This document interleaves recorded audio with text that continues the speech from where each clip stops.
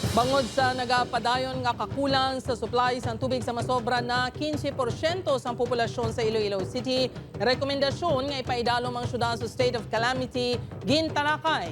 Ini ang gintutukan ni Kim Salinas, live sa Barangay Bituon Haro, Iloilo City. Kim?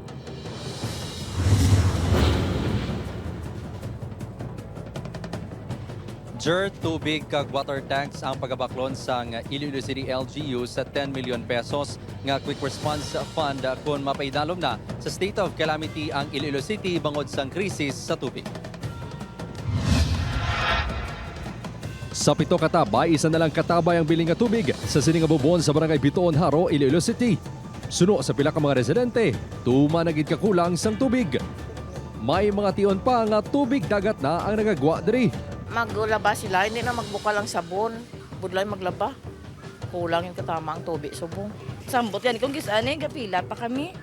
Ang mga residente sa Barangay Bituon ang kabahin sa masobra 19,000 ka mga individual nga apektado ang supply sang tubig bangod sang tuman ka init nga tiyempo. Ini ang rason sa pagrekomendar sa Iloilo City nga ipaidalom sa state of calamity bangod sa krisis sa tubig. Suno kay Engineer Neil Ravena sang sentro, 10 million pesos nga quick response fund na gamiton sa pagbakal sang tubig kag sa mga water tank kung madayon ang rekomendasyon. Sa karon, 54 ka water tanks ang ginagamit sang Iloilo City LGU. Kulang ini sa 135 nga kinahanglan sa matag adlaw nga konsumo sa mga residente.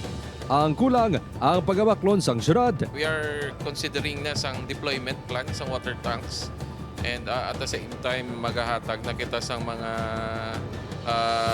what are available on us. Like for example, imbes nga daily, twice a day naton sila nga ihatagan tubig. Handa naman ang Metro Pacific Iloilo Water sa pag-augment sa mga kinahanglanon nga tubig sang syudad. Inapisar nga sa pinakauli nila nga advisory, nagdubo na sa critical level ang ila bulk water supply. Plano sang MPIW nga magdugang sang duwa sa 26 ka water tankers nga ginapalibot sa syudad. We're procuring the additional water tankers in case po dumating na tayo doon sa ganung event. No? Para nasa gayon po is kung ano po yung hingi na tulong sa atin ni cities, may provide po natin the best way possible.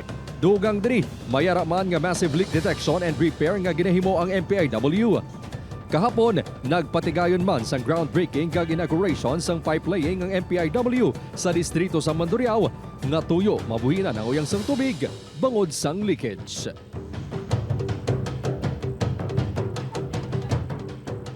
Subong nga hapon, formal na nga gindeklarar sa Iloilo City Disaster Risk Reduction and Management Council ang pagrekomendar sa Iloilo City nga ipaidalom sa state of calamity bangod sa krisis sa tubig. Sa karon, ginahulat na lang ang deklarasyon sa Iloilo City Council. Samtang sa iban pagit nga balita, no, subong lang gid nga hapon, pasado alas 4 at 10 na monitor naton kagina ang madamol kag maitom nga aso diri sa bahin sa likod sang relocation site sa Barangay Bituon Haro. Gilayon kita nga nagtawag sa BFP kag suno sa ila tatlo na ka fire truck ag nagresponde sa sunog. Ila man kinkumpirmar sa BFP Iloilo City nga isa ka grass fire kagyara sa first alarm ang nagluntad nga sunog. Sa karon, kung makita naton sa aton nga mga kapuso is na mata-mata pa lang kalayo bangod wala na ang maitom ang aso ang diri sa aton ang area. Amuya tong latest dirt. Balik sa imo. Madamo gid nga salamat sa update Kapuso Kim Salinas.